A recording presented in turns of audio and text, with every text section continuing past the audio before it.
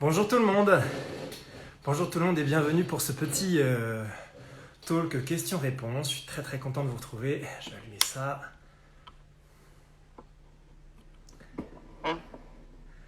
Salut Sarah. Sarah, c'est étonnant parce que de mémoire, tu avais choisi poney aquatique cet après-midi. C'est étonnant que tu sois là. Bonjour les amis. Comment allez-vous? Salut Karine.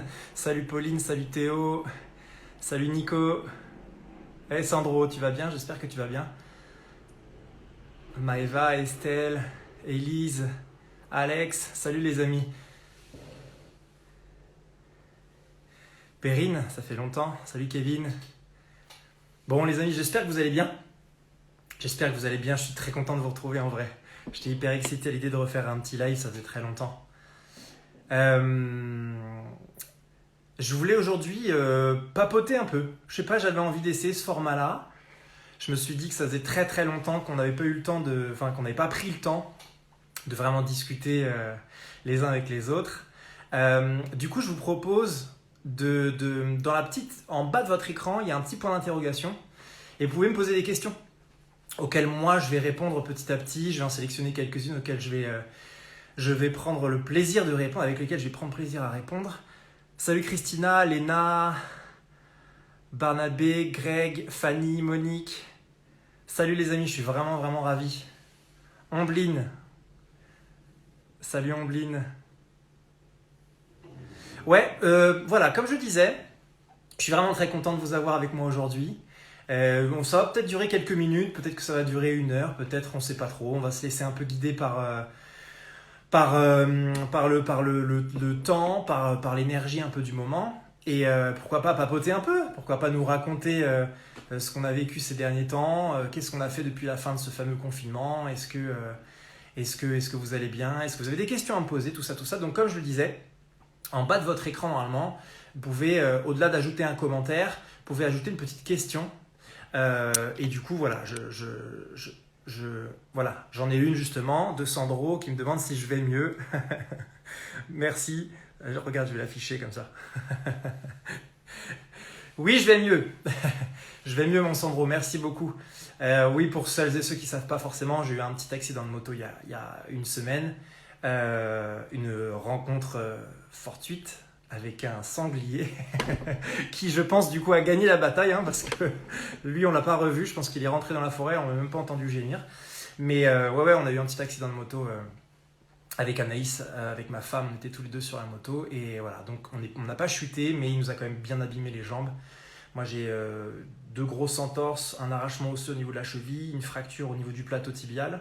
Et puis j'ai une belle ouverture, bref, je rentre pas dans les détails, c'est un peu cracra, mais quelques points de suture sous le pied. Mais tout va bien, je gère plutôt bien la douleur et ça fait pas trop mal. Donc non, on est pile poil bien. Et puis comme vous le voyez, ça m'empêche pas d'être au taquet avec vous. Donc voilà les amis, comme je disais, l'idée c'est que ce soit interactif.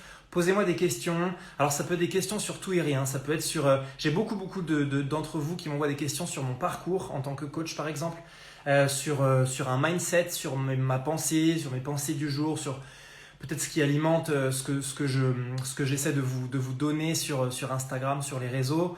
Ça peut être simplement d'échanger sur ce que vous avez fait, sur un parcours. Ça peut être aussi lié à une problématique. C'est pas exactement un coaching aujourd'hui, mais ça peut être pourquoi pas ça. Si vous avez des questions liées à un moment de vie un peu complexe pour vous, quelque chose comme ça, n'hésitez vraiment pas pour que ce soit un peu interactif. N'hésitez pas les amis, vraiment, ça prend 3 secondes dans la petite boîte à questions et comme ça on peut faire vivre un petit peu le chat. Plus j'ai de questions, plus ça durera longtemps. Et puis s'il n'y a pas de questions, c'est pas grave du tout, ça m'aura donné l'opportunité de vous faire une bise, de prendre un petit peu des nouvelles. Je suis très content en tout cas de voir, je scrolle un petit peu. Ouais, Kevin m'avait posé la question aussi, est-ce que ça allait mieux? Ouais. Merci beaucoup les amis de vous soucier de ça. Kevin, si tu n'as pas la petite boîte à questions, justement, n'hésite pas à l'écrire en commentaire. C'est pas très grave. Écrivez des questions. Écris en commentaire si tu veux. Tu vois, pas forcément dans la petite boîte à questions. Je pense que c'est une question de mise à jour, ce truc. Nefertiti, tu veux parler avec moi? Tu veux qu'on fasse ça? Je peux te prendre quelques instants si tu veux, qu'on papote un petit peu. Allez, on va.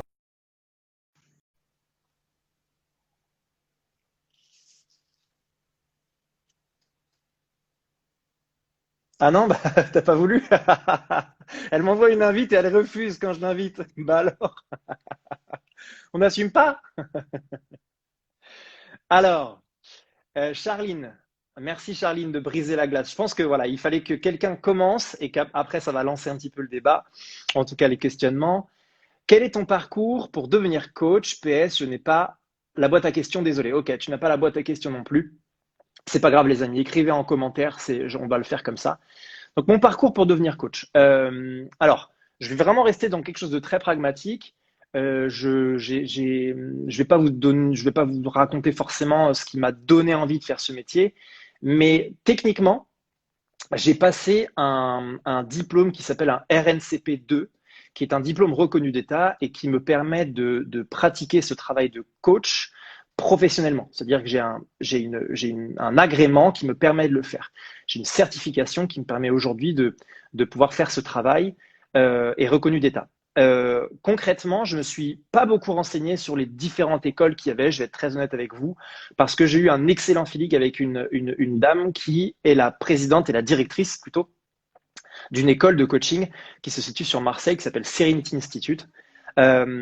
Et cette dame est maintenant une très proche amie.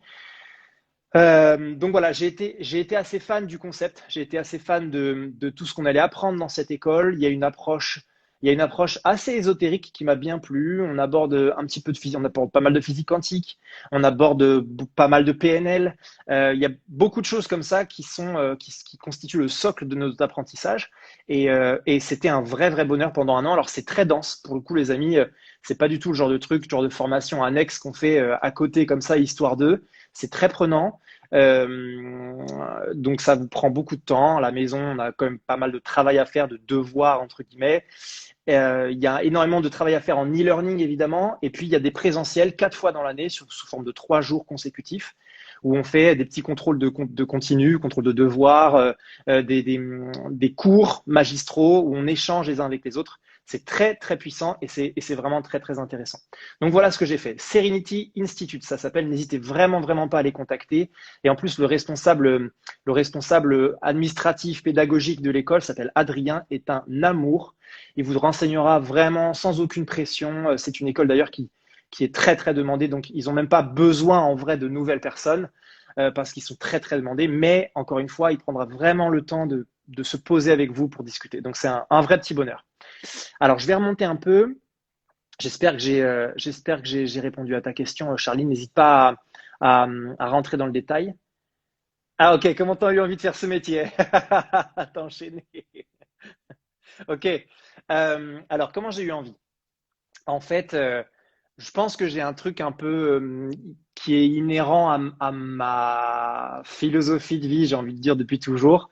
J'ai toujours été très proche des gens, toujours depuis tout petit. J'ai toujours aimé les gens. J'ai toujours très petit, je suis devenu animateur en centre de loisirs, et puis très vite, je suis devenu euh, entraîneur de BMX. Enfin, j'ai fait plein de choses et j'avais cette envie de prodiguer un savoir en toute humilité, mais j'avais envie d'être dans cette transmission. J'adorais apprendre et du coup, j'ai aimé beaucoup apprendre aux autres aussi. Donc ça, c'était la première chose. Et puis en fait, il y a eu un déclic, c'est que, comme vous le savez peut-être, je suis coach sportif depuis très longtemps maintenant, depuis une dizaine d'années. Et en fait, au fil des discussions avec mes clients en coaching, euh, de discussions sur la vie, sur les problèmes qu'on pouvait rencontrer, etc., je me suis aperçu que j'avais une appétence, tu vois, une sorte de sensibilité à la réflexion, ou en tout cas au fait de permettre aux gens de se poser des questions. Et de là, je me suis dit, ouais, attends, si, sans aucun diplôme là, sans aucun outil vraisemblable, j'arrive à permettre à quelqu'un de changer vraiment quelque chose dans sa vie, mais qu'est-ce que ça va être quand je vais être diplômé? Ça va être fou. Et du coup, c'est là que je me suis renseigné sur cette fameuse école et que de fil en aiguille, j'ai développé cette compétence-là. Et j'ai zappé quand même une petite partie qui est très liée à mon parcours sportif, parce que j'ai fait du BMX pendant des années à assez haut niveau. Et j'avais du coup un préparateur mental que je salue et que je remercie, même si on n'est plus du tout en relation aujourd'hui, qui s'appelle Alexandre Vattier, et qui a été très présent pour moi à ce moment-là, qui a été avec lequel j'ai vraiment découvert cette partie de développement personnel. Et je me suis rendu compte de la puissance que de travailler ma tête permettait à mon corps d'être encore plus performant. Et voilà, ça a été vraiment le plus gros des déclencheurs, ça. Du coup, après, tout est allé très vite. La formation, c'était, entre guillemets, c'était pas une formalité, parce que c'est évidemment difficile, comme je vous l'ai dit tout à l'heure, c'est très prenant. Mais en réalité, quand on est passionné, ce genre de moment complexe, entre guillemets, il nous passe au-dessus, hein. Vous savez très bien de quoi je parle. Euh, alors, est-ce que j'ai d'autres questions? Est-ce que j'ai d'autres questions? Oui, j'en ai une dans la boîte à questions. Tiens, je vais la regarder tout de suite. Alexandre, est-ce que, bah, je vais l'afficher, tiens, hop. Est-ce que tu fais des coachings personnalisés? Oui, beaucoup, beaucoup, beaucoup. J'ai un gros panel de coaching, c'est-à-dire, et c'est la question qui me revient très souvent, est-ce que tu coaches Monsieur Tout le Monde? Est-ce que, comment ça se passe concrètement, etc. Mes coachings privés sont très nombreux. J'ai Monsieur Tout le Monde, justement, pour parler de Monsieur Tout le Monde. Et j'ai aussi des athlètes de haut niveau. Je peux avoir aussi des chefs d'entreprise. J'ai beaucoup de chefs d'entreprise ou beaucoup de managers en entreprise qui ont pour ambition de passer à une autre étape de leur développement professionnel ou personnel d'ailleurs. Donc oui, oui, beaucoup. C'est certainement aujourd'hui la plus grosse partie de mon activité. Même si je suis en train de développer énormément l'entreprise en interne avec des formations collectives, le coaching individuel est clairement le plus clair de mon activité. Voilà, voilà. Alors, si je remonte un petit peu dans les discussions, Céline est là. Salut Céline. Euh, comment tu vas bien? Ok, Nefertiti, j'ai lu ton petit message. Ah, Kevin, intéressant. D'accord. Comment te vois-tu professionnellement dans un futur? C'est une super question parce que c'est très clair dans ma tête. Je fais ce métier et je le dis souvent pour moi d'abord. En fait, ce métier est avant tout une passion. Donc, je le fais pour moi d'abord. Et parce que c'est une passion, ça me permet de le faire bien pour vous. Tu vois, ce truc, en fait, c'est vraiment quelque chose sur lequel j'aime appuyer. C'est qu'on est souvent trop concentré à faire plaisir aux autres ou à se concentrer sur le bien-être de l'autre, surtout quand on est relativement ouvert d'esprit, tolérant, etc. Et on se fait souvent passer dans un second plan. Ce métier est un métier auto-centré. Je le fais parce que ça me fait du bien de le faire, premièrement. Deuxièmement, euh,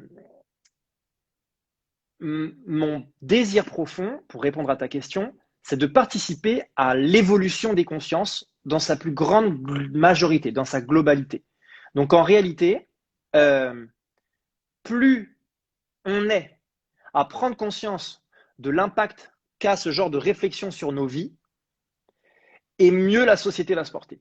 Parce qu'en fait, à force de coacher des gens, ils vont être de mieux en mieux dans leur vie, ils vont prodiguer du bonheur autour d'eux, et c'est, tu vois, ça fait des ramifications, ça fait des racines, quoi.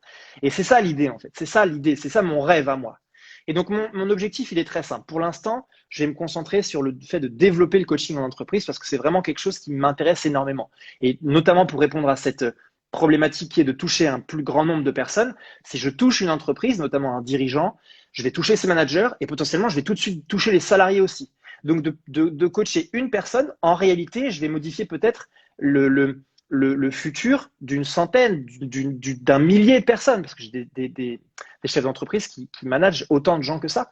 Donc, c'est vraiment ça qui m'intéresse, c'est d'avoir un impact global. Et donc, très rapidement, ce que j'espère très très fort, c'est que ça cartonne à tel point que je sois obligé de former des coachs avec peut-être une méthode que j'aurais développée entre-temps, avec des outils que j'ai actuellement en ma possession, et que je puisse les mettre comme ça sur des entreprises notamment avec lesquelles je n'arrive pas moi-même tout seul, parce que je ne peux pas me décupler, à aller travailler. Donc ça, c'est vraiment mon objectif sur le long terme, à essayer de créer une sorte d'univers, d'entreprise puissante, relativement puissante, pas dans l'impact forcément financier, où il n'y a pas forcément cette idée derrière ma tête, mais plus dans l'impact sociétal, tu vois, du fait de changer les choses en profondeur, en entreprise, en collectivité ou en individuel. Ça, c'est vraiment quelque chose qui me touche très fort. Donc voilà, je pense que dans les années qui vont venir, il va y avoir des gros, gros chamboulements qui vont s'opérer à ce niveau-là. Euh, alors, qu'est-ce qu'on m'a dit d'autre? Pourquoi coach et pas psy? Andrea, je pense. Très bonne question. Eh ben en fait, euh, je suis coach depuis 10 ans. Et donc, si tu veux, le lien, il était vachement facile à faire avec le coaching mental. C'était vachement simple en fait, parce que la passerelle, elle est pas si abrupte, tu vois. C'est quand même assez simple de passer de l'un à l'autre. Il a juste fallu que je change des skills dans ma tête, que j'essaie d'arrêter de penser corps, oui, que j'arrête de penser corps en premier, mais que je pense tête en premier. Même si évidemment, on est d'accord, hein, les deux sont complètement liés tout le temps. Mais ça a été très simple. Et il y a quelque chose aussi qui me plaît énormément dans le coaching. Et je vais pas dire qu'il me déplaît dans la psychologie parce que c'est quelque chose dont on a foncièrement besoin, mais c'est qu'en fait, le coach a une ambition de faire aller son coaché de l'avant. C'est-à-dire qu'il y a un truc très pragmatique qui est de faire poser des actions à son coaché. Et ça, moi, ça m'excite, mais incroyablement. Donc en fait, aucune de mes sessions de coaching à moi, que ce soit en individuel ou en collectif, ne se termine sur un bah merci beaucoup, à bientôt. Ça se termine sur un prends un stylo, un papier et on va réfléchir ensemble à des choses que tu vas faire, devoir entre guillemets faire pardon, avant la prochaine séance pour passer à l'action parce qu'en fait, j'avais pas du tout envie de rester dans le cerveau, en fait. Et je ne veux pas que les gens restent dans leur tête. Je veux qu'on passe concrètement à l'action. Donc le coaching permet ça. Là où la psychologie va plutôt aller dans le passé, chercher, fouiller dans le passé pour révéler un peu à l'état présent d'un état de fait, d'une prise de conscience, etc. Mais moi, j'avais besoin de quelque chose de plus dynamique, tu vois. C'est très lié à ma personnalité et puis à mon métier de coach sportif aussi. Donc c'est une super question. En réalité, c'est quand même vraiment très lié, hein. J'adore les psys. Je crois savoir, c'est peut-être une croyance de ma part, hein, mais que eux nous aiment un peu moins. Pour en avoir discuté avec certains, on a cette image encore de pas professionnel. Il y a quelque chose de un peu, enfin voilà. Bon, peut-être que je prends des raccourcis, mais ils ne sont pas tous comme ça. Pour la plupart, je m'entends très très bien avec eux et on échange énormément justement sur cette façon de visualiser l'avenir pour nos coachés. Donc c'est vraiment top. Mes coachs, ouais, 300%. Et je me vois pas du tout du coup faire le chemin inverse, en tout cas pas pour l'instant. Euh, alors, qu'est-ce qu'on me dit après les amis? Je vous le rappelle les amis, bonjour à tous ceux qui nous rejoignent. Il y a une petite boîte à questions en dessous de votre écran, là, juste en bas à côté de la ligne des commentaires. Si vous avez fait les dernières mises à jour, hein, j'entends. N'hésitez pas à cliquer dessus pour m'envoyer des petites questions à cet endroit-là.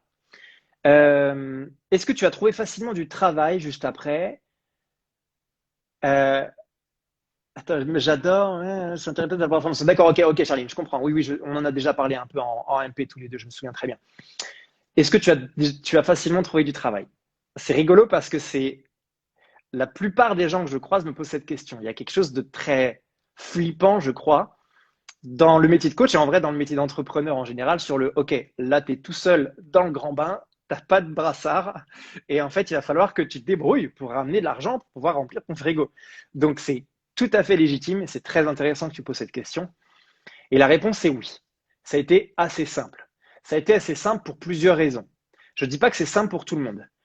Premièrement, c'est simple pour moi parce que je veux que ce soit simple. Très facile comme réponse, mais encore une fois, je vous donne mon ressenti sur le fait que mentalement, l'impact qu'on peut avoir sur notre entourage est exceptionnel. Et donc, en fait, j'ai décidé, pendant même que j'étais en train de passer mon diplôme, que ce serait facile de trouver des clients et que je n'allais pas laisser qui que ce soit d'autre me dire le contraire. Donc, c'était comme ça, déjà. Deuxièmement, ça fait 10 ans que je suis coach sportif et donc, évidemment, il y a tout un tas de clients, il y a une clientèle qui était déjà en place auxquels d'ailleurs qui ont vu mon évolution, qui ont vu mon parcours, et qui se sont intéressés à ça. Et donc ça a été facile après de leur dire, bah si tu veux, c'est quoi pour 50% ou pour truc ou pour machin, une petite réduction, un machin, je te montre ce que ça donne en vrai. tu me donnes ton feedback et puis on évolue comme ça. Moi, je t'ai fait entre guillemets du bien sur l'instant parce que peut-être que j'ai permis à ton cerveau d'orchestrer deux, trois petites choses. Et puis toi, tu vas me faire un feedback concret et précis sur ce que j'ai fait.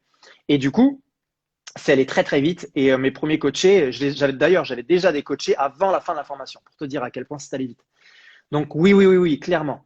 Et puis après, il y a une dimension plus marketing commercial qui prend du temps, plus de temps, clairement, et sur laquelle je suis en train d'ailleurs en ce moment même de développer énormément, de prendre.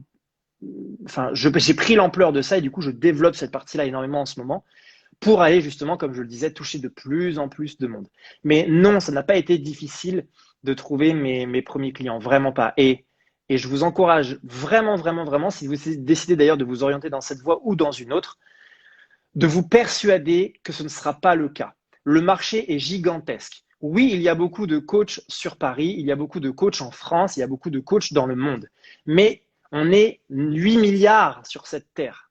D'accord? Donc, on sera toujours moins de coachs que d'habitants.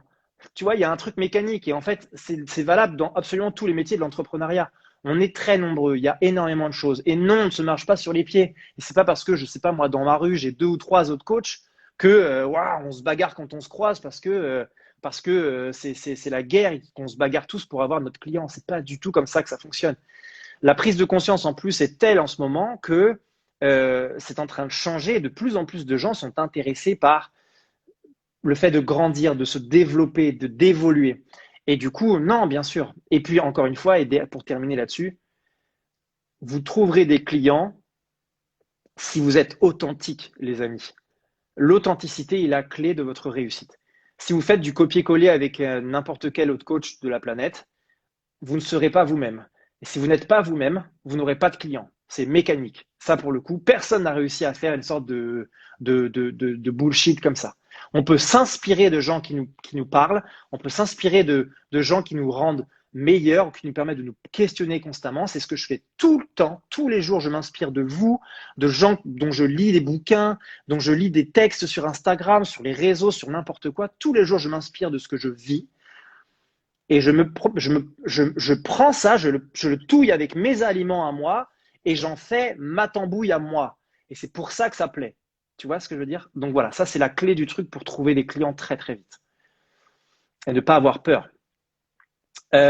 Comment ça se passe une journée type en tant que coach? Tu as créé ton entreprise, sous quel statut juridique? Quelles sont les qualités perso essentielles pour faire ce métier? Charline, tu me tues.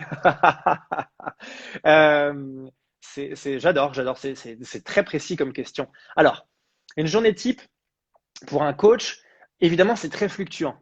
Je suis limité mécaniquement parce que même si j'ai beaucoup de clients aujourd'hui, il y a un temps de préparation de séance et un temps de mise au propre des séances. Donc en vrai, une séance, moi, ça dure 1 heure et demie généralement. En vrai, tous mes coachs te diront menteur.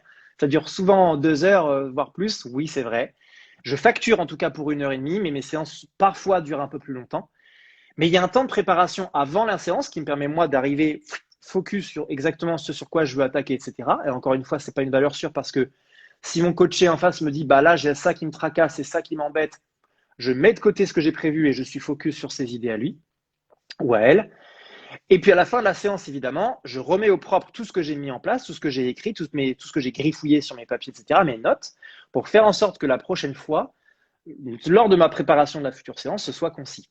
Du coup, généralement, et parce que c'est très difficile de faire plusieurs coachings d'affilée, nerveusement, c'est très très lourd. Émotionnellement, pas du tout, parce que j'arrive complètement à me protéger maintenant et que je peux entendre des choses vraiment très difficiles. Je ne serais pas émotionnellement touché par ça. Par contre, nerveusement, tu sens qu'à la fin d'un coaching, quand tu as donné ce que tu avais à donner, qu'en face, ça a été pareil, il y a une grosse tension, une bonne tension énergétique, c'est fatigant. Donc, c'est difficile d'enchaîner plusieurs coachings d'affilée. Je le fais avec une demi-heure grand minimum de battements entre chaque. Donc, potentiellement, tous mes après-midi sont prévus là-dessus. Mes matinées, elles sont prévues, elles, pour… et c'est rigolo, c'est très drôle que tu me poses cette question parce que j'ai décidé hier de me caler tous les matins à partir de la semaine prochaine, et le plus longtemps possible, j'espère, de la lecture, une demi-heure tous les matins. Parce que j'ai envie de m'infliger, entre guillemets, de me contraindre à ça. mon cerveau à moi est un rêveur. Donc, il a tendance à partir et j'ai envie de le cadrer. Et pour ça, je lui demande de faire des choses et je vais le forcer, au moins pendant un premier temps. Peut-être que ça va être compliqué, mais je vais le forcer à faire ce truc-là. Et dans un second temps, du coup, après cette fameuse demi-heure de lecture, il y a tout un travail administratif, tout un travail de recherche, tout un travail de discussion, tout un travail de démarchage. Voilà, ça, c'est vraiment la plupart de ma journée, évidemment. Donc oui, j'ai créé une entreprise. En fait, j'ai gardé le même statut juridique que mon entreprise de coaching sportif, dont je vais simplement modifier l'intitulé parce que c'est en train de, enfin, c'est maintenant passé évidemment l'activité numéro un de mon quotidien. Mais c'est une même entreprise qui est une BNC, c'est-à-dire que ça fait depuis 2015 moi que j'ai radié mon auto-entreprise. J'avais une auto-entreprise de 2011 à 2015. Et puis en 2015, puisque ça marchait très bien en tant que coach sportif, j'ai créé une société ça ressemble à une EURL, une société unipersonnelle. Voilà, donc c'est le statut juridique, si tu veux te renseigner, c'est BNC. C'est l'équivalent de la SASU, de l'EURL, et puis il y en a une troisième qui ressemble aussi beaucoup, mais c'est voilà, c'est le système micro-entreprise, hein, pour faire très simple. Voilà. Et les qualités perso essentielles pour faire ce métier, c'est une excellente question aussi. Je pense que, évidemment, le fait d'être ouvert et d'être tolérant est l'élément numéro un. Parce qu'il faut partir du principe que ton coaché, tu ne dois pas le juger. Jamais. Donc, en fait, si en face de toi, tu as une personne qui souffre très profondément dans sa vie amoureuse, par exemple, mais qui, par ses propos, t'énonce qu'elle est profondément raciste, par exemple, chose avec laquelle je suis en entier désaccord, il va falloir être capable de te mindsetter pour ne pas juger cette personne en tant qu'individu que tu pourrais pas du tout blairer, que tu pourrais pas du tout aider parce qu'elle ne le mérite pas, parce que c'est une mauvaise personne. Il faut réussir, c'est ça la partie la plus difficile, à mettre ça de côté, à faire preuve d'ouverture vraiment à 3000% et à me concentrer sur le problème de mon coaché et sur les choses sur lesquelles moi je peux avoir un impact et lui permettre de résoudre des problématiques. Donc ça, pour moi, la tolérance et le fait d'ouvrir son cerveau à ce qui peut être parfois même à la limite de l'entendable, c'est la chose numéro un. Après, je dirais la capacité de s'exprimer, la capacité de jongler avec des idées, c'est une énorme force. En tout cas, c'est ce qu'on m'a toujours fait remarquer dans le bon sens du terme pour moi concernant mes coachings, c'est que je suis jamais en mode alors attends, là tu m'as dit ça, tu vois, il n'y a pas de phase de réflexion longue ou de phase de latence dans les coachings, c'est du tac au tac tout le temps. Non pas que je remplis les vides, mais que ça rebondit très vite. Tu me dis une phrase, je l'ai découpée, je l'ai déjà cisaillée, elle est déjà dans des petites cases dans mon cerveau et je sais exactement ce sur quoi je vais avoir un impact pour pouvoir faire bouger les choses dans ta tête à toi après. Donc ça, pour moi, c'est un truc qui permet de passer au stade d'après, entre guillemets, au stade de, quel que soit le coaching, je suis sûr et certain de pouvoir l'assumer. Tu vois, ça, c'est vraiment, pour moi en tout cas, quelque chose de très tranquillisant. Et pour en avoir discuté avec beaucoup de confrères, ça les fait flipper de se retrouver confrontés à ce genre de situation où, oh, bah là, je ne sais pas du tout quoi dire en fait. Je me suis retrouvé en coaching et j'étais un peu bloqué, donc j'ai regardé dans mes notes, dans mes outils, dans mes trucs, parce que voilà, c'est normal que ça arrive au début, qu'on se pose ce genre de questions.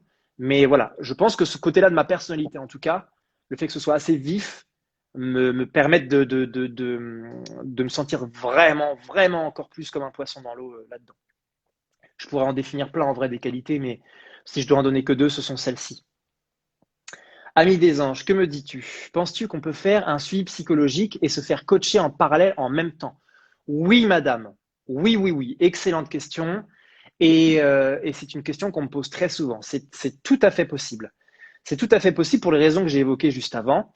Le psychologue va s'occuper de ta vie antérieure pour un peu te mettre dans un bon mood présent, si je fais un énorme raccourci, hein, d'accord? Et moi, je vais prendre ce moment présent et je vais faire en sorte que tu visualises ton futur. Donc, il y a vraiment cette vision de on se donne la main avec le psy pour faire en sorte de prendre l'individu d'un moment où il a besoin d'aller vraiment fouiller dans un moment de son passé pour l'emmener vers un futur radieux. C'est très imagé, mais c'est vraiment comme ça que ça se passe. Donc oui, par contre, ce que je préconise souvent quand c'est le cas avec certains de mes coachés, c'est de prendre contact avec leur psy pour en discuter avec eux et être en accord sur la démarche qu'on a l'un avec l'autre, sur potentiellement les choses dont elle a discuter avec lui ou elle pour nous gagner du temps aussi, quelque chose de très intéressant dans son travail collatéral, j'avais envie de dire. Oui, donc c'est tout à fait possible, vraiment, vraiment. Qu'y a-t-il d'autre? Clientèle fidèle, Charline, est-ce que la clientèle est fidèle? Alors, que définis-tu par fidèle?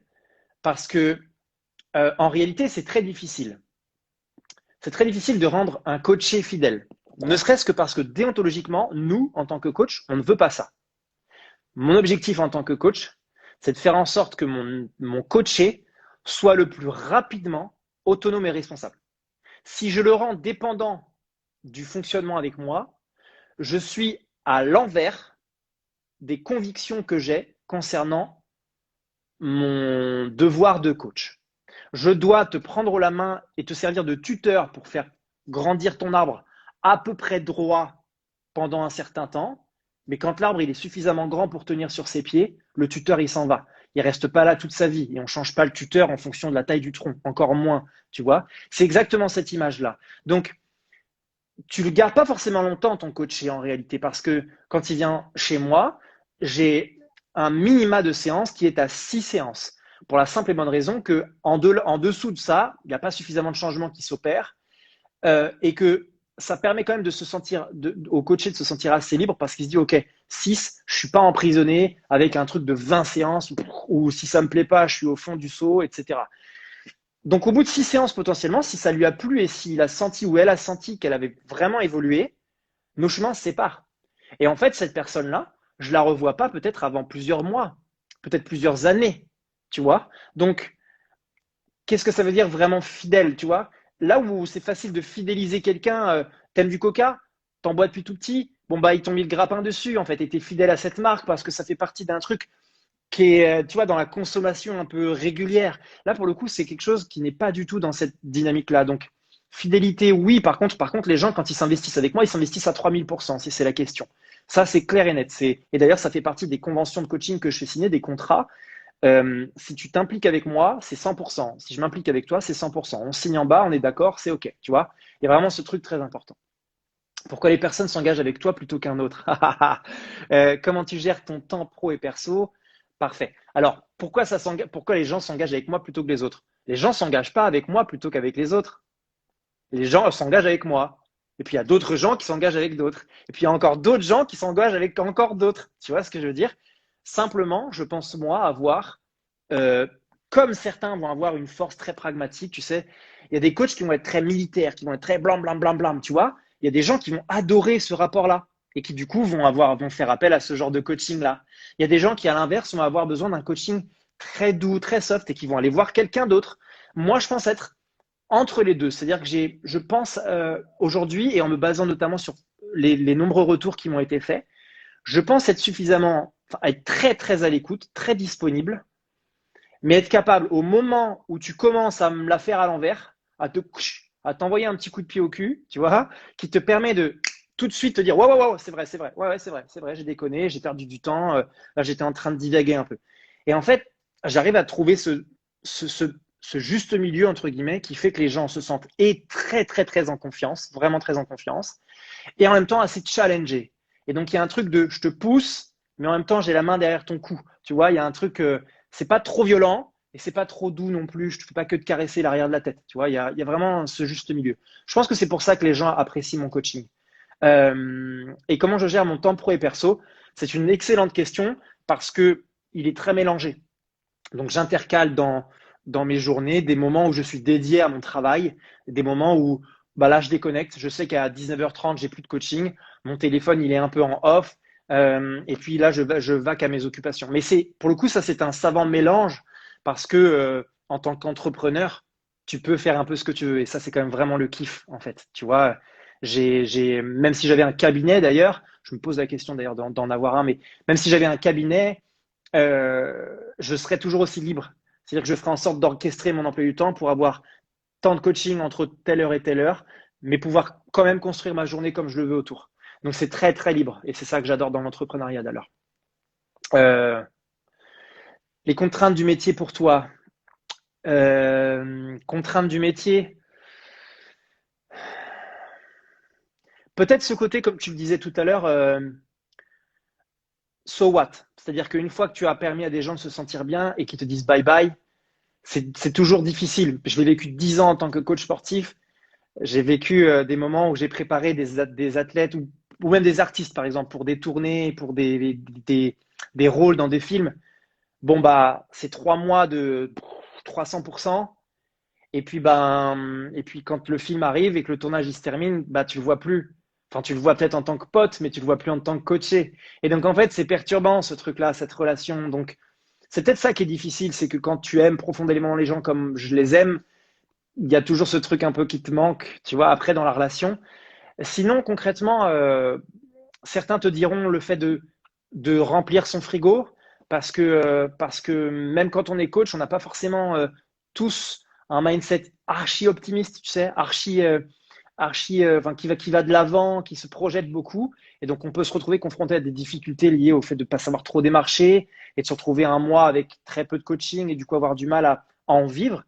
Mais en réalité, c'est pas du tout une problématique que moi je visualise. Déjà parce que c'est pas mon cas, et en plus parce que ça ne sera pas. Tu vois, il y a ce truc de et je vous le dis avec beaucoup d'humilité. Je pense que vous me commencez à me connaître un peu si vous me suivez aujourd'hui, mais je n'ai aucun problème à être très humble, mais en même temps très sûr de moi. Et je suis sûr de moi. Je sais que je suis au bon endroit au bon moment, en fait. Je sais que ce métier, je le fais parce que parce que je suis fait pour ça, en fait. Tu vois, il y a vraiment ce truc, c'est une certitude. C'est une certitude. Donc, en fait, bah, j'ai pas peur de pas y arriver, puisque je suis fait pour ça. Tu vois, j'ai cette réflexion de si moi j'y arrive pas, attends, qui va y arriver? J'exagère, mais tu vois, je suis très positif, en fait. Mais en effet, c'est pas des étoiles dans mes yeux. Enfin, si, c'est des étoiles dans mes yeux d'excitation tous les jours, mais c'est très pragmatique quand même. Oui, j'y arrive. Et donc, ça va continuer. Point. Tu vois. Euh, donc voilà, voilà. Je t'en prie pour les réponses, chère Charline. Alors, quelle différence entre les séances avec un coach et les séances avec un psy, Laura? Je le disais juste au début du coaching, enfin, du coaching, tu vois, de la déformation. Le psy va plus s'atteler à des problèmes passés pour rendre le présent à peu près abordable, alors que le coach va s'occuper de l'instant T, tu vois, la Laura d'aujourd'hui. Moi, c'est celle qui m'intéresse, c'est pas la Laura d'il y a 8 ans.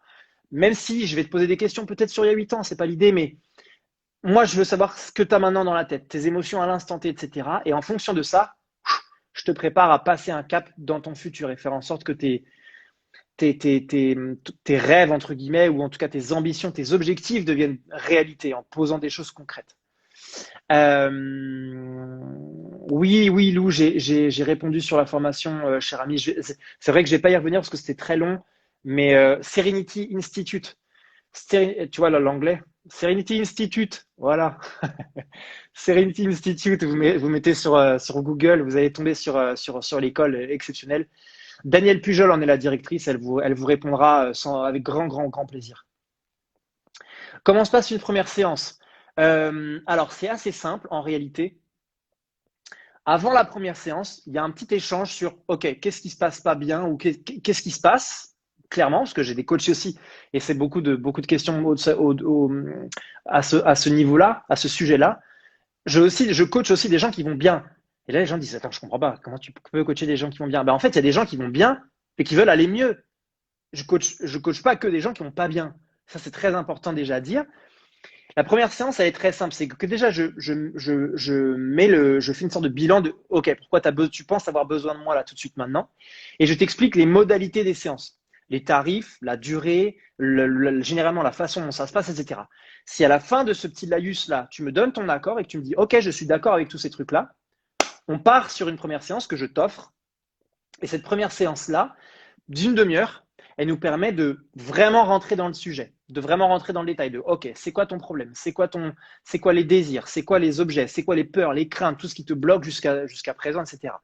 Et puis, une fois que cette première séance un peu de débroussaillage, si je le dis comme ça, est passée, et ben on rentre dans le vif du sujet. Et là, on se voit 1 heure et demie à 2 heures, comme je disais tout à l'heure, pour rentrer dans le vif, pour passer à l'action, pour se questionner, pour aller vraiment, vraiment, vraiment dans la quintessence, entre guillemets, du coaching et dans le fait de répondre concrètement aux questions qui me sont posées, quoi. Donc voilà, la première séance, c'est comme ça qu'elle se passe. Qu'est-ce que j'ai d'autre? Tiens, je vais switcher un peu, je vais aller dans ma boîte à questions parce que je vois que j'en ai une depuis tout à l'heure. Quelle est ta date de naissance? Qu'est-ce que tu racontes, Léa? Alors, j'ai ma community manager qui est avec nous, oui, parce que je veux l'embrasser, parce que si vous voyez d'aussi beaux visuels sur mon Instagram, d'aussi jolies photos, alors mon photographe, c'est Julien Antunes, mais ça, c'est autre chose. Mais Léa s'occupe de tous ces petits mots que vous voyez, du fait de rendre mon Instagram un peu joli. Je m'occupe d'Instagram beaucoup, mais elle est mon bras droit à ce niveau-là. Et elle me demande ma date de naissance, cette andouille. Pourquoi tu veux savoir? Le 11 septembre. Voilà, tu peux pas, tu peux le louper en plus parce que c'est les dates qu'on connaît bien, le 11 septembre. Bon, par contre, Léa, je t'explique, tu me poses cette question en live là, si j'ai pas un cadeau à ce moment-là, ça va barder. Euh, alors, j'ai mon copain Hugo qui nous a rejoint aussi, c'est cool. En termes de rémunération, en départ, comment savoir quel tarif afficher? Oui, en effet, je suis convaincu. Tu fais ça de façon. Oui, oui, d'accord, ok, oui, du fait de s'exprimer, tout à fait. Euh, je t'en prie, Charline. Alors, en termes de rémunération, il n'y a pas de bon et de mauvais prix. Et encore une fois, le bon tarif, c'est le tarif que vous acceptez de vous donner. Il est très difficile de se fixer une valeur, dans la vie d'ailleurs en particulier. C'est d'ailleurs ce qui a, je pense, un énorme biais par rapport à un domaine dont j'ai beaucoup parlé déjà, qui s'appelle l'estime de soi, la confiance en soi. Si je me donne une valeur haute, j'ai potentiellement une bonne estime de moi-même. Mais ça dépend des domaines. Tu peux avoir une très bonne estime de toi-même dans le travail, par exemple, parce que tu sais que tu fais bien ton boulot, parce qu'on te le dit, parce que tu as des responsabilités, parce que tu peux le prouver que tu as des résultats, tu vois. Et ça participe au fait de te donner, de te mettre dans un élan important qui va te permettre très facilement de dire, je t'explique, cette année, augmentation en fin d'année, de temps à temps, et il n'y a pas de moyen. Parce qu'en fait, regarde mes résultats, c'est là, tu peux pas blablater avec moi. C'est comme ça, voilà. Dans la vie, il faudrait être capable de faire pareil et de se dire, en fait, voilà, moi, Damien, en tant que coach, aujourd'hui, objectivement, je pense être un bon coach. Je pense pouvoir faire ça. Je pense pouvoir t'apporter ça. Je pense pouvoir faire ça, ça et ça. Encore une fois, en toute humilité, les amis. Je suis pas du tout là pour me la raconter. Je vais le répéter souvent parce que ça grince souvent dans l'oreille des gens. J'ai conscience de mes points forts. Et j'ai complètement conscience de ça. J'ai aucun problème à en parler. Si ça vous gêne, c'est pas très grave. Simplement, moi, j'ai conscience d'être objectivement un bon coach. Et du coup, je me suis placé sur un système tarifaire relativement élevé. Et en fait, c'est très simple. Si tu es intéressé par mes coachings et que quand je t'annonce mon tarif, tu bégayes un peu, c'est pas grave du tout. Il y a plein d'autres coachs qui vont s'occuper de toi. Tu vois? Mais parce que je me suis fixé ce tarif-là et parce que selon moi, c'est ma valeur, ben voilà, je vais me vendre à ce niveau-là. Et si tu es d'accord avec cette valeur que je te donne me concernant, eh ben on est parti. Et puis voilà. Donc en fait, la rémunération, elle va vraiment dépendre de toi. Elle va vraiment dépendre de toi. Il y a des coachs aujourd'hui qui se font payer 60 euros de l'heure. Et il y en a d'autres qui se font payer, pour en connaître, on n'est pas loin de 20 ou 30 000 euros. La séance, les amis, je vous parle pas d'un coaching, d'accord, sur le long terme. Donc en fait, il y a un monde. Alors j'imagine qu'entre un Tony Robbins, qu'on connaît beaucoup, peut-être que certains connaissent, qui lui facture des sommes astronomiques. Enfin, c'est exceptionnel et chapeau à lui. Enfin, c'est vraiment incroyable ce qu'il arrive à faire. Entre un Tony Robbins et une petite nana ou un petit mec qui sort de formation, évidemment, il y a un monde. Mais d'entrée de jeu, moi, je pars du principe, et c'est d'ailleurs le cas quand je suis sorti de mon diplôme de coach sportif, je me suis tout de suite axé sur du coaching haut de gamme. Et du coup, j'ai tout de suite eu des honoraires très, très, très élevés par rapport à la moyenne générale, globale, et enfin pas très très élevé d'ailleurs, mais plus élevé que la moyenne et beaucoup plus élevé que tous mes copains qui eux sortaient de la même école que moi. Parce que dans mon cerveau, j'avais décidé que ce serait comme ça. Et ça a très bien marché. Et pourtant, je suis pas plus doué qu'un autre. Je suis pas plus gentil qu'un autre. Je suis pas plus outillé, tu vois, mentalement qu'un autre. Donc en réalité, il ne s'agit que de ça là-haut, de ta valeur, encore une fois, de celle que tu te donnes. Euh, ouais, Serenity Institute, exactement. Aurais-tu un conseil à donner à une personne qui veut se lancer dans cette voie? Ouais, bien sûr que j'en ai. Ne faites pas ça en vous disant ça a l'air cool. Vous n'y arriverez pas. Je vous jure que vous n'y arriverez pas. On était 27 dans ma promo. Sans mentir, je crois qu'aujourd'hui, on est 6 à bosser. 10 peut-être grand max à bosser. Je vous jure que c'est vrai. Les autres, ils ont pris cette formation comme étant un truc un peu par-dessus la jambe, entre guillemets, tu vois, cool, je vais apprendre des choses. Et en réalité, ça les a pas amenés jusqu'au métier de coach. Si tu veux faire ce métier, s'il t'intéresse, il faut être persuadé avant de commencer les formations que ça va être ta principale source de revenus, que ça va être quelque chose de très important dans ta vie, que ça va être le métier qui va prendre la place de tous les autres métiers de ta vie, en fait. Tu vois, il n'y a pas de j'extrapole, je suis comptable la journée et je suis coach le soir. Enfin, ou si tu l'es, si tu le fais dans cette dynamique-là, et c'est très possible, encore une fois, je ne critique pas du tout, du tout, du tout. Et on peut très bien s'en sortir. Mais en réalité, pour moi, tu n'es pas vraiment coach dans ta tête, dans tes démarches, dans le fait d'avoir faim de coaching, d'avoir faim d'aider les gens, d'avoir ce truc qui t'obsède presque si tu fais quelque chose à côté. C'est très compliqué. Je ne dis pas qu'il faut le faire tout de suite. Je dis attention les amis, hein, lâchez pas vos jobs du jour au lendemain en vous disant je suis en train de devenir coach, c'est cool, je vais. Non, non. Bien sûr que pendant un laps de temps, vous allez peut-être cumuler les deux. Mais je dis que ce truc-là, il n'est pas à faire ad vitam aeternam. C'est pas possible.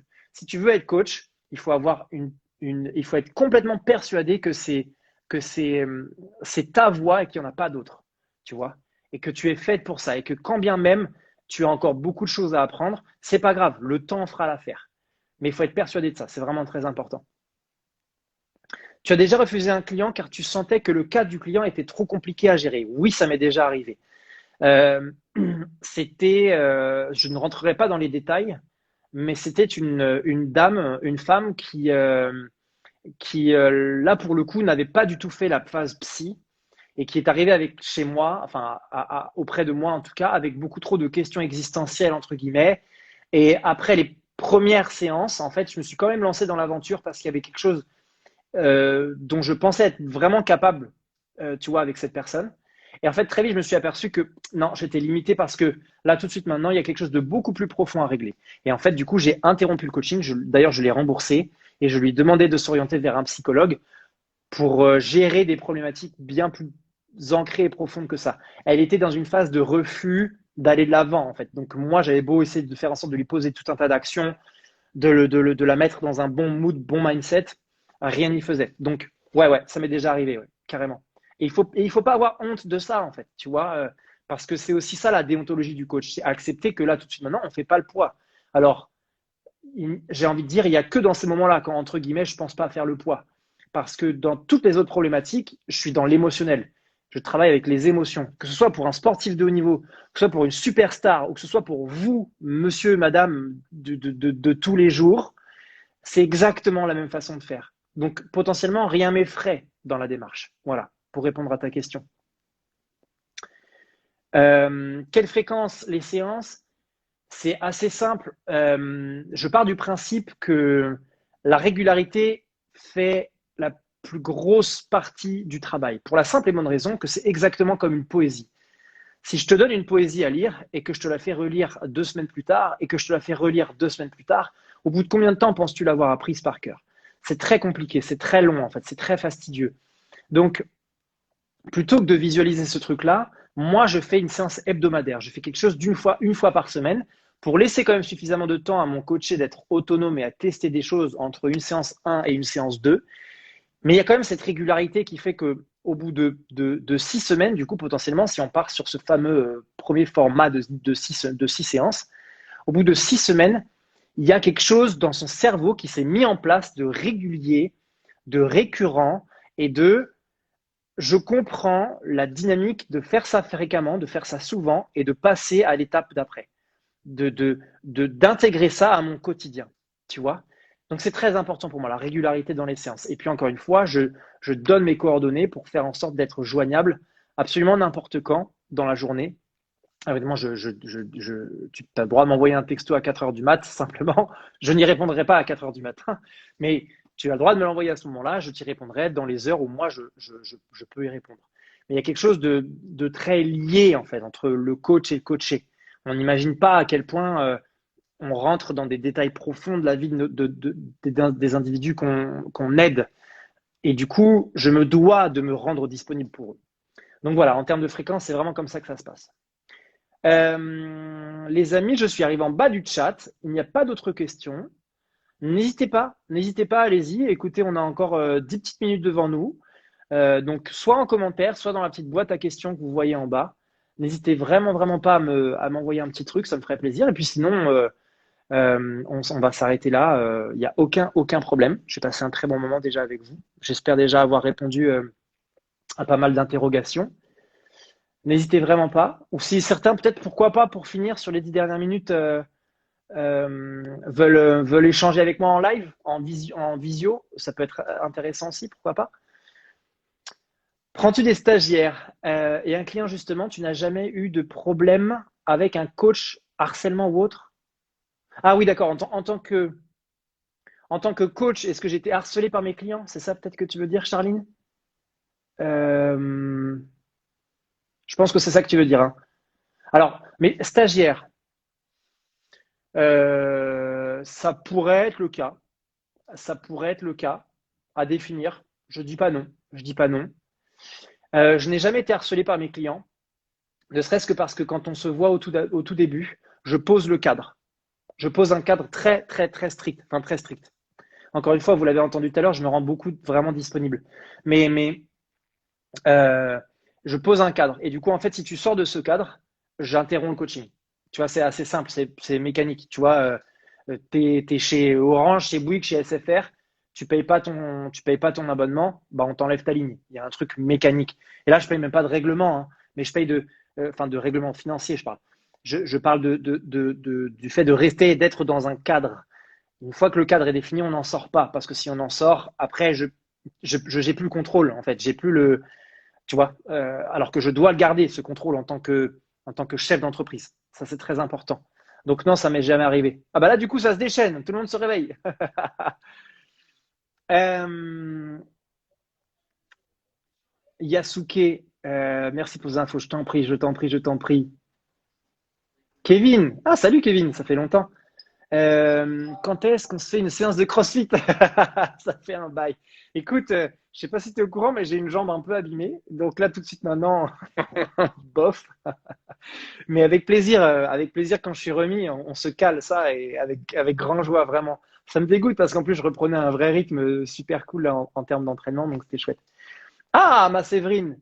Séverine, elle a fait un coaching avec moi en live, les amis, il y a quelques mois, pendant le confinement. Euh, ah oui, est-ce que tu vas mettre en replay en IGTV? Oui, si tu veux, je vais le mettre. Je vais le mettre en replay.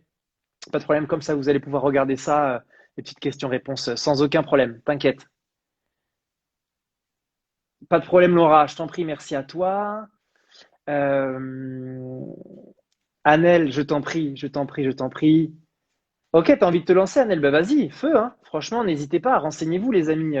Je parlais de Serenity Institute tout à l'heure parce que c'est l'école dont je sors et que j'aime beaucoup et dont je pense qu'elle a un énorme potentiel en termes de formation. Il en existe plein d'autres, vraiment. Renseignez-vous à droite, à gauche, mais n'hésitez pas.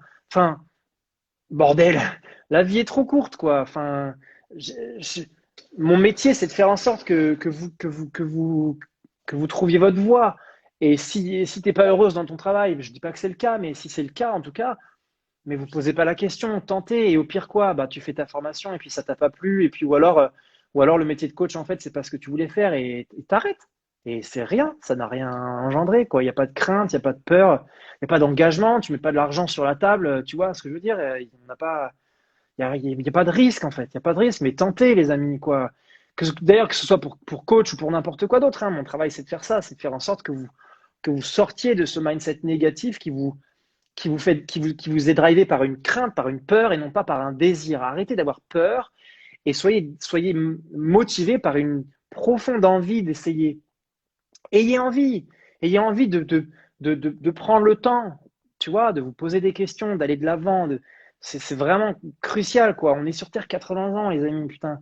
Tu vois ce que je veux dire? 80 ans, tu vois, dans 5 ans, tu me reparles et tu me dis, ouais, j'hésite encore. Ouais, bah chouchou, ça fait 5 ans en fait. 5 ans sur 80, je suis pas très fort en maths, mais ça fait beaucoup quand même. Tu vois? Venez, on y va, on avance, et essaye, ça te plaît pas, il y a autre chose. Bah, je sais pas, enfin, tu vois. Soyez dans l'action, vraiment, vraiment, vraiment, c'est très important. Euh, qu'est-ce qu'on a d'autre? Qu'est-ce qu'on a d'autre? Qu'est-ce qu'on a d'autre? Je t'en prie, je t'en prie, je vous en prie les amis, hein, vraiment, c'est un plaisir ces échanges et on refera ça si ça vous a plu, on refera ça avec plaisir. Oui, le fameux cadre est essentiel. Merci infiniment. Mais écoute, je t'en prie, Charline. Bon rétablissement, c'est adorable. Ça va beaucoup mieux déjà. Kevin, oui, si tu veux boire un verre, ça je peux le faire. Ça je peux le faire, les gars. Invitez-moi à boire des coups, ça je sais le faire. Avec une jambe en bois, ça marche bien. Juste, je serai pas très rapide dans la rue parce qu'avec les béquilles c'est chiant, mais en tout cas, pas de problème. Ok, le replay sera là, les amis. Euh, Oui, oui, oui, Andrea. Andrea me dit, se lancer, oui. Finalement, c'est pas trop le problème. Quand ça marche, ok, mais il faut juste pas avoir peur de l'échec. Oui, mais ce que je veux te dire là-dedans, c'est que justement, la plupart des gens se lancent pas parce qu'ils ont peur de l'échec. Mais en fait, si tu te lances pas, tu sais pas si tu vas échouer ou non. Tu comprends ce que je veux te dire? Il y a quelque chose de très mécanique là-dedans. T'as envie de donner tout ce que tu as là-dedans, mais tente-le. Et au pire, ça marche pas. Et là, oui, tu pourras qualifier ça d'échec. Et encore une fois, tu n'auras jamais perdu de temps, tu auras juste appris une leçon que tu vas redispatcher dans ta vie de tous les jours pour faire en sorte de faire autre chose. Mais tu vois, c'est exactement cette petite fin de phrase là que tu as écrit, on a peur de l'échec, qui est moi le plus gros de mon travail. La plupart des gens sont persuadés de ce qu'ils veulent faire, mais ils ne le font pas parce qu'ils sont tétanisés. Et quand d'ailleurs, je démantèle cette peur, parce que c'est un peu le boulot aussi, quand je prends mes outils et que je démonte tout avec les personnes en question, ben on arrive à la fin et on se dit, mais en fait, tu as peur de quoi? Et c'est quoi la peur? C'est quoi la vraie crainte derrière ça? Bah, y a pas grand-chose en fait. Parce qu'en fait, je m'étais fait un film, je m'étais fait un monde de ce truc hyper dur à obtenir, hyper dur à lancer, hyper dur à faire. En vrai, putain, on vient de faire les démarches ensemble, c'est facile en fait. Mais oui, c'est facile. Bien sûr que c'est facile. Et en plus de ça, tu as peur de l'échec là, qui va t'emmener à jamais tenter ce truc-là. Mais ça va emmener quoi?